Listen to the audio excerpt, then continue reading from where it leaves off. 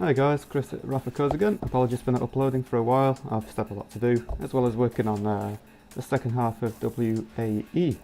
So in this video, I'm going to basically be showing you like my personal favourite top 5 cards, as well as with a couple of shoutouts.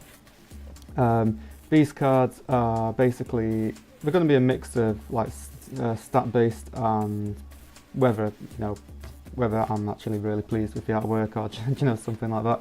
So I'll explain each one as I go through. So coming in at number 5 is the Rolling Fire. Now this is one of the earlier designs I had when I first started with the whole elemental idea for WaE.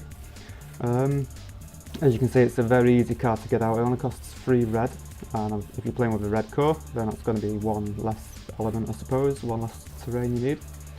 It's a nice 400 body, 1 in 3 chance of missing. However, when it dies, it deals damage direct to the enemy core.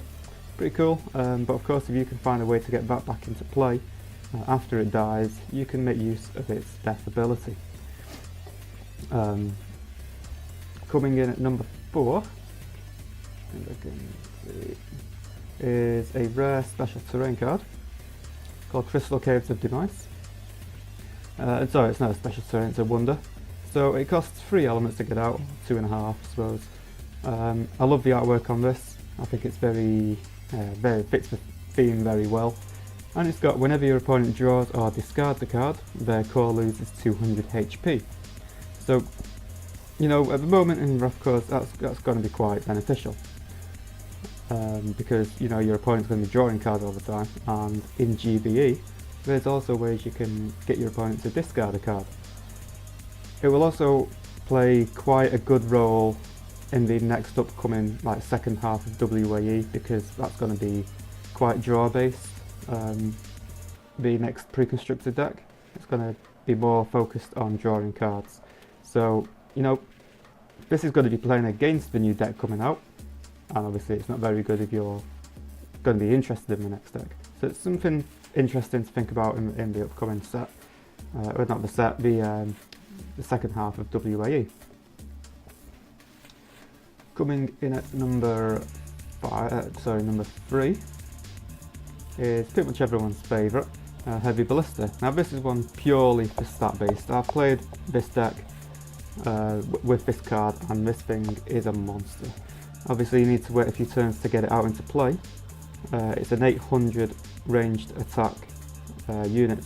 It's got a 1 in 3 chance of missing. However, if you roll a 6, you can destroy any weapon or relic in play. If you whack, its health is quite low, but there's plenty of health boost cards out there what you can use to get that up to quite a useful amount. So obviously if you put it on a defensive terrain, that's quite good. Excuse my phone there. But yeah, if it's got a base attack of 800. If you can whack a couple of weapons on top of this, or the training grounds, which is a relic, gives your units an attack. I think it's an attack boost of 300 or something like that. This thing actually becomes quite lethal, especially if you can find a way to re-roll the die just in case you miss. So we're looking here at comboing this with Obelisk of War from GBE. So that's it, coming in at number 3. In second place, this next one is, I chose this one because of the artwork for it. It's also quite a useful card as well. It's called Dodge Death. It costs 3 elements, or I suppose if you've got the half element, 2.5 elements. And it's a battle card, so it can only be played during your or your opponent's battle phase. And it's got, at the end of this battle phase, if a unit of yours died, return only 1 back to play on its original terrain. So obviously you can play this after you and your opponent have rolled your die or your dice. However, it's got to be played before the damage is actually dished out between players, so that's the last point you can use a battle card. So obviously if you've got a unit which you really want to keep, but you really want to send it to battle, I don't know whether it's got a good ability or if it's just, you can play this quite tactically. You could have a high powered unit which, like a scrap, what could die easily, and you could basically bring it back to the battle after the battle phase ends. So it's on top of how it plays, I've really enjoyed designing this card as well. I think it's it's a pretty cool card. You can also find this on the booster pack, I believe. of the WaE set booster packs. Okay, so before we get to number 1, we've got a couple of shoutouts. Not shoutouts, but like cards which I think I should have mentioned, however, you know, I don't think they quite fit into the top 5. So I'm going to go through these very quickly. Belching Krillisian. Should have seen this one coming. This has basically been in the works since before WaE was even announced, to do with one of the live streams we had a couple of months ago.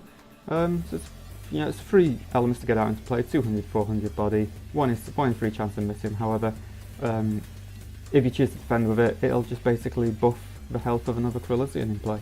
So it's quite a nice little supportive card, and of course there's a bit of like a meme behind it as well. So got that one. Next special announcement, special shout out is the Healing Mage. This is a good card, seeing as though there's not that many healing cards in WaE. 4 elements, as soon as she enters play she recovers 500 health to your core. She's only got an attack of 300 and a health of 400. 1 in 3 chance of missing, however when she does miss she recovers 100 health to your core. So she's a very defensive, well a very restorative unit, as well as if you roll a 6 you get to prevent damage to a unit in play. Final shoutout is probably PDF. TCG is one of his favourite cards, and it's a Crystal Golem. So we've got 7 elements. Now these can be played with any colour elements, so that makes it really easy to get a big ass monster into play. It's 800, 800. 1 in 6 chance of missing, however when it does miss you get to draw a card. I'll take that into account for the next set. And of course when it enters play you can return up to 3 cards from your consume pile back to your hand. PDF also sent me a dirty picture of this card with the gravestone from Jet GVE set 1, which basically said if a unit on this stack would die this turn, you can destroy the gravestone and return that unit back to play. Now of course if this Crystal Golem is on that gravestone stack, then you can see what's going to happen here. Basically this Crystal Golem is going to be a pain to be removed from play, so that's one deck idea I believe he's got in the works. Now finally we're going to the number 1. So at number 1, this card, in my opinion, I really like the artwork and I think it's got some really good stats, especially for its elemental cost, and that is the Ranger Assassin. Now you might have seen this artwork on some of the packaging before. This is one of the first human units I had drawn up before WaE was announced, and I was quite impressed with this one. So it costs 4 elements, however 2 of the elements are really easy to get out because it's a white or a black. It's a rare unit, it's ranged, and it doesn't miss, so between 1 and a 5 it just hits regardless. If you roll a 6 you can instant kill a unit with a play cost of 1 or less. So that's good if you're playing against like a deck, a very fast-paced deck, like if you've got Krillisians. Almost all Krillisians are 1 cost. And then of course you've got a couple of 1 cost units like the lesser human units, like all your common units and stuff. So it's good just to get them little bits out of the way, because for example you've got one of the villagers, it only costs 1 to get into play, but if you place it on a meadow terrain, that meadow terrain will generate an extra white element. Your opponent's not going to be fighting with that. That's just more so a support card to help them get more elements out quicker. This unit can instantly kill that and still deal damage in combat, as well as having 500 health. So, this is a really good card. If you can get hold of this card, then, well done to you. Personally, probably my favourite card out of all of WaE, and that's why you see it on like my banners and some of the packaging and stuff like that. So, yeah guys, that's going to be the end of this video. So, let me know what your favourite cards are. It doesn't have to be any of the ones I've just mentioned in this video. If you've got a favourite card, whether you just like the artwork on it, the stats on it, just let me know. Just post in the comments down below and why it is your favourite card. Okay guys, so thanks a lot for watching, and I shall see you in my next video. Toodaloo.